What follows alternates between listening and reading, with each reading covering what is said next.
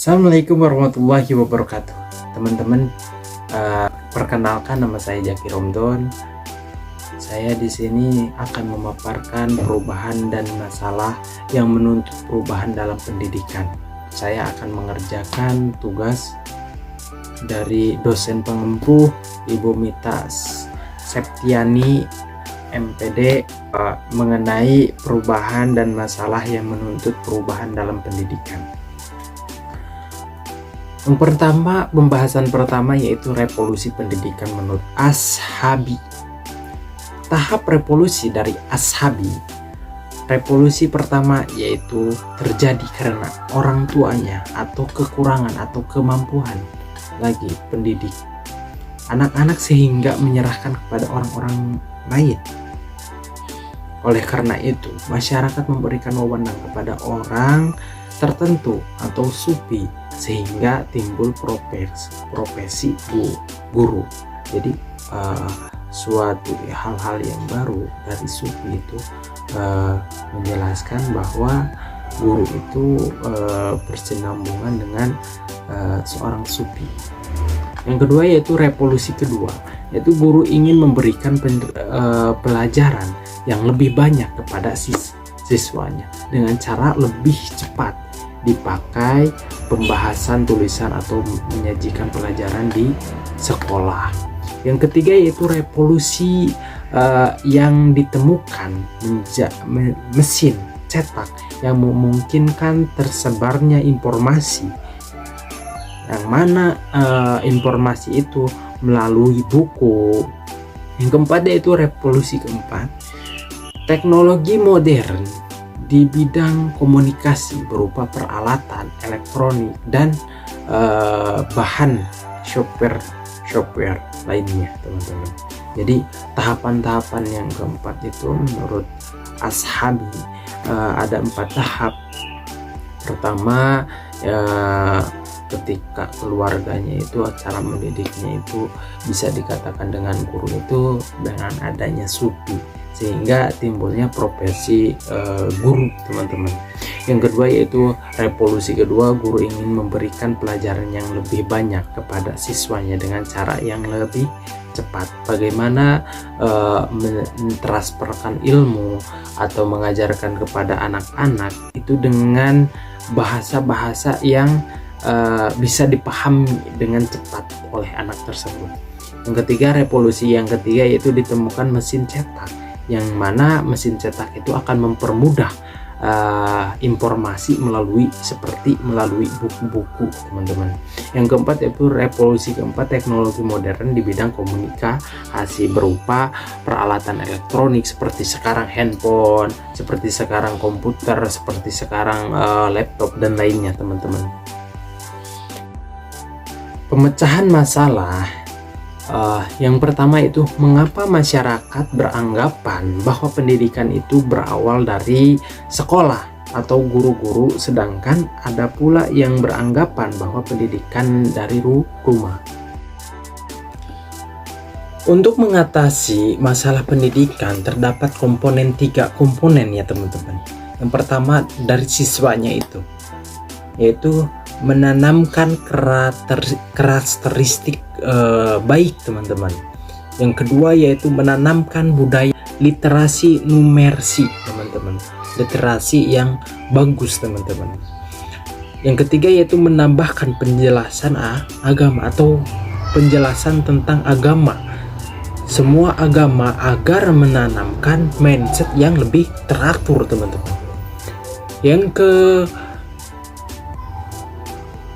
keempat yaitu meningkatkan pendidikan dalam keluarga terlebih dahulu. Jadi peningkatan pendidikan itu pada dasarnya harus pada keluarganya tersendiri, teman-teman, keluarganya sendiri. Yang kedua yaitu guru, dari faktor guru, mengajar sesuai basic dan keahlian masing-masing. Karena apa? Karena kebanyakan sekarang guru-guru sekarang jurusan kuliahnya bahasa Inggris, dia bisa masuk ke Kuitan, bisa masuk ke atau Jadi guru-guru yang profesional itu guru-guru yang S3, S2, itu guru-guru profesional. Yang ketiganya dari faktor sekolah. Sekolah harus memberikan dana pendidikan yang lebih layak ke sekolah yang lebih membutuhkan, teman-teman. Keduanya yaitu mengurangi materi formal dan menambahkan materi sesuai minat siswanya. Jadi menyesuaikan materi yang dimana materi itu lebih mengutamakan siswanya itu tersendiri. Yang ketiga yaitu memperbanyak sekolah gratis. Kita di Indonesia ini mungkin dari SD, SMA, SMP ini gratis, ada yang gratis, ada yang tidak. Itu seharusnya sama ratakan ya teman-teman. Yang terakhir yaitu menetapkan sistem pendidikan yang konsisten. Jadi menetapkan suatu sistem pendidikan yang konsisten, yang berkesinambungan untuk bersinergi, untuk mencapai suatu tujuan yang dimana tujuannya itu mensejahterakan atau mencerdaskan kehidupan bangsa. Seperti itu. Latar belakang atau perubahan pendidikan, yaitu contohnya ya, yang pertama yaitu perubahan dalam bahan belajar, perubahan dari buku teks menjadi e-book. Jadi yang dulunya buku teks menjadi e-book yang ada di handphone kita bisa bawa. Itu tidak berbentuk dengan buku, teman-teman.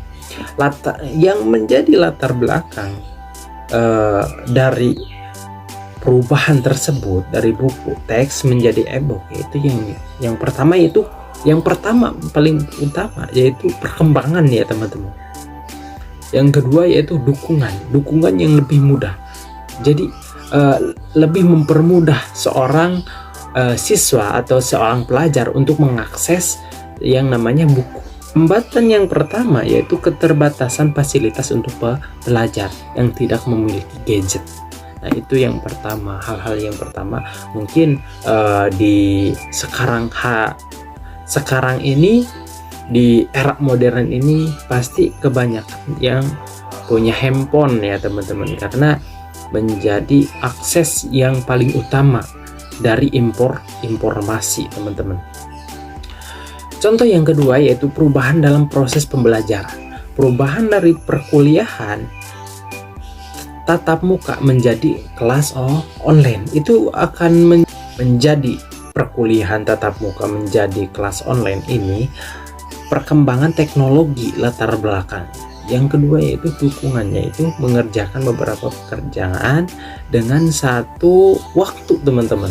Ketika kita belajar nih, kita mengerjakan sesuatu yang dimana sesuatu itu yang bisa disempat-sempatkan dalam belajar kita. Itu yang dinamakan kita bisa menyempatkan dalam suatu waktu itu.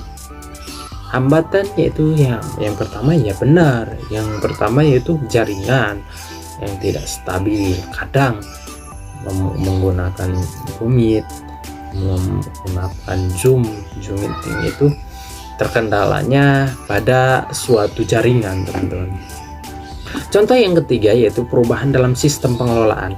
Perubahan yang awalnya antri untuk mengurus dan melihat administrasi sekarang sudah dapat mengurusi dengan fasilitas atau sistem informasi yang akademis seperti online. Sekarang itu bisa. Yang dulunya mau ngantri, mau mengerjakan administrasi, sekarang itu tinggal checklist aja yang dinamakan ada di HP masing-masing teman-teman atau gadget masing-masing. Latar belakangnya itu menurut perubahan tersebut yaitu sistem pengelolaannya tidak boleh berkerumun teman-teman. Sekarang itu dari masanya pandemi ya teman-teman. Jadi yang berkerumun itu dilarang karena akan berdampak negatif atau penularan virus corona. Dukungan yang jelas itu yaitu tidak perlu mengantri. Nah, itu faktor yang mendukung dari teknologi tersebut, dari perubahan tersebut. Hambatannya yaitu yang pertama yaitu jaringan kalau di pelosok ya teman-teman. Yang kedua yaitu terlalu banyak akses, yang dimana akses atau situs itu ketika kita mengklik kadang suka error teman-teman, ketika banyak orang yang mengakses situs tersebut. Yang ketiga yaitu tidak semua masyarakat memiliki smartphone. Oke, yang jelas teman-teman, tidak semua masyarakat itu mempunyai akses atau smartphone yang masing-masing. Tapi tergantung dari keadaan yang sekarang.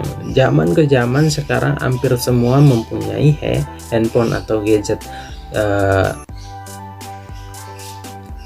Yang keempat yaitu perubahan dalam jenjang pengelolaan pendidikan. Jenjang pendidikan untuk SMP, untuk SD, SMP, dan SMA dapat dilakukan seseorang dengan menggunakan homeschooling. Homeschooling ini yaitu yang latar belakangnya itu kesibukan pelajar untuk mendapatkan suatu pembelajaran teman-teman. Dalam ketika kita melihat dari arti, tentu teman-teman seperti sekolah ini kan gurunya yang menuju ke pendidik atau kepada siswa, yang dimana siswa tersebut tidak bisa melaksanakan sekolah pada biasanya gitu. Sama-sama dia memilih boarding school. Ada kurangnya teman-teman. Yang pertama, jadi si anak ketika homeschooling ya itu tidak ada peningkatan, dimana daya saingnya berkurang, daya interaksinya dengan teman-temannya kurang. Itu pertama. Baik, terima kasih teman-teman yang sudah menonton. Mudah-mudahan apa yang saya paparkan mengenai perubahan dan masalah yang menuntut perubahan dalam pendidikan ini menjadi manfaat untuk kita, khususnya bagi saya, umumnya bagi semuanya. Terima kasih kepada Ibu pengempuh mata kuliah saya, Ibu Mita Septiani MPD. Sekian dari saya. Wassalamualaikum warahmatullahi wabarakatuh.